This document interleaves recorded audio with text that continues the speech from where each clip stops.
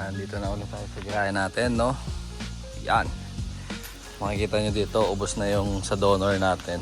Nakuha na siya. And currently, tinatransplant siya dito sa bebe natin.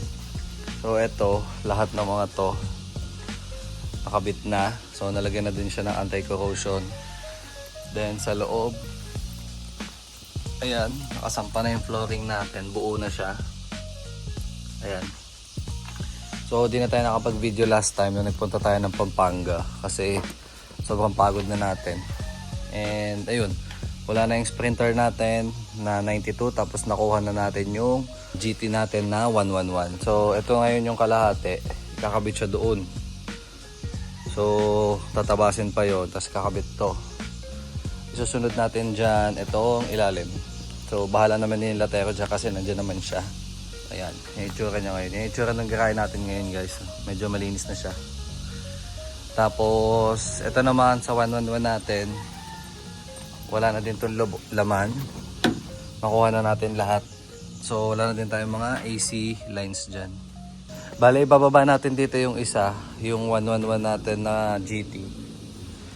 Tapos, ililipat natin siya dito. Pagkalipat natin dito, kukunin natin yung makina nito. Sasampa natin doon. And sana wala tayong maging problema doon. Sana. Ayun. Pakita ko sa inyo boys yung ano natin, no? Yung GT natin na 111 na nasa taas. Bale, papakita ko din sa inyo kung anong laman ng kotse na yun. Ba't natin siya kinuha. Pero ayan, yan yung itsura ng garahe natin ngayon. Ganda ng gawa dito boys, oh. Unat na unat. Tapos na test fit na din namin yung nose frame nito sa kabilang side dito. Okay siya, wala siyang problem. Yung kabila na lang ayusin. So, tara samahan nyo ko, pakita ko sa inyo yung isang 111 natin.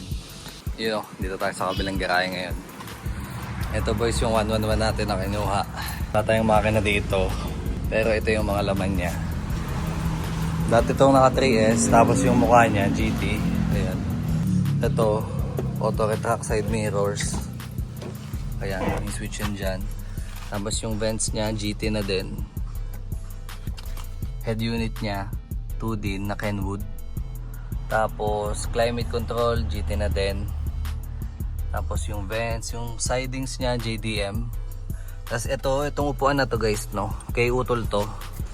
So ito yung upuan no Levin, dito siya nakalagay. Tapos ayan, step seats niya dark gray na GT din. Tapos ayan, shift boot GT. Then halos yun lang naman, no. Ay, gauge pala. Ayan, gauge niya GT. 9K na 180. Tapos yan, steering wheel. Rig tayo dito na Nardi Torino. Pero papalitan natin yan. And then, ito. Fog lights switch natin. Meron din tayo dito. Ito guys, mga hindi ko na to alam nung kinuha natin yung kotse, no. Tapos ito, alam ko ito pang Euro to kasi may headlight leveler. So, since mag-Euro tayo, so pasok na pasok sa atin to. Preno. Nakapreno siya sa likod. And then chrome na door opener. Tsaka Sprinter na moldings, yung makapal. Hindi ko lang kung Sprinter to karib to, pero ayan siya. So plano natin dito, sampahan lang natin siya ng makina, tapos papaanda rin, tapos okay na. And ayun pala, double D din siya. Tapos hasang si emblem. And then sa likod, yan lang naman yung laman nito. Maganda yung presyo niya, so kinuha na natin, no. Baka next week kumaandar na to, sana. Pero unahin muna natin yung mga project natin din sa baba. Gusto natin matapos na yung Levin, so tinutukan siya ng latero natin. Kung makikita nyo naman kanina dun sa pinakita kong video, matatapos yung harap ngayon, then yung likod sunod na yon, tsaka yung mga salamin. Pero ayun, yun lang yung update natin ngayon sa garahe. Paklasin natin pala natin to guys, itong harap. Kasi diba kumuha tayo ng Euro 1, papalit tayo. Sinwap natin to dun sa Euro 1. Lata-lata to. So papalitan natin yan ng Euro 1 na muka. Pogi din ng GT. Pero mas trip ko Euro. And matagal na natin hinahabol yung mag Euro. So sinwap natin to. Yun yung itsura ng kotse natin ngayon.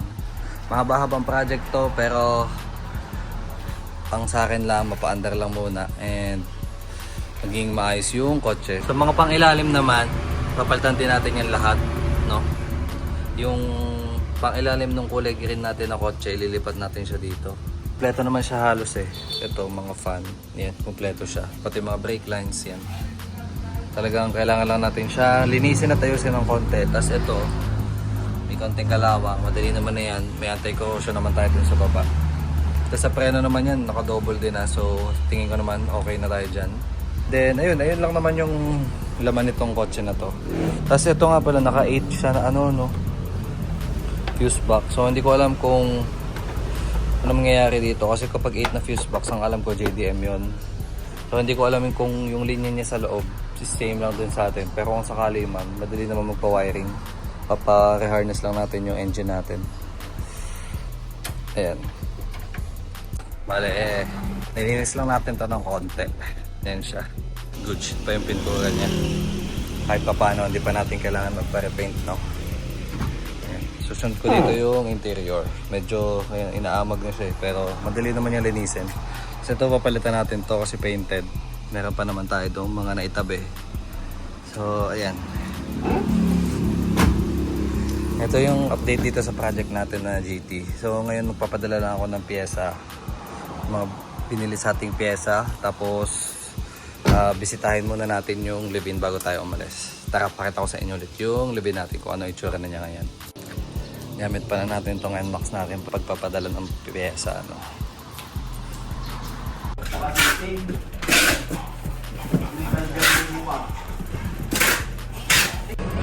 Yan o, bali tapos na tayo magpadala ng parts sa LBC. Ngayon, padala tayo sa drop and go. So, napadala na natin yung canister. Ito naman yung papadala natin ngayon. So, may kumuha na nitong manibela natin. Padala natin siya sa drop and go. Balot ko lang, tapos alis na ulit tayo gamit ito. Nabalot na natin yung manibela natin. Try natin to, no? Meron tayo ditong Instago. Try natin mag POV shot. Maiba lang, di ba?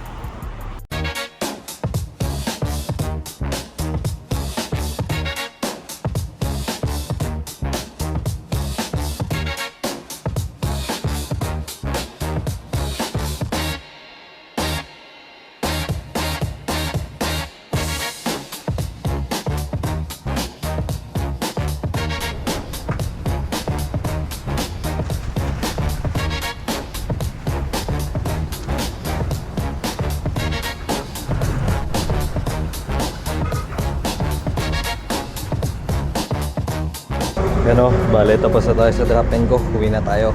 Check ulit natin yung progress ng kotse natin. Kailangan natin tong camera natin, no? POV.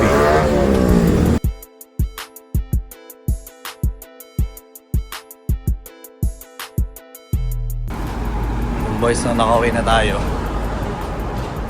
Punta lang tayo doon sa baba. Silipin natin yung kotse natin kung ano na yung status niya.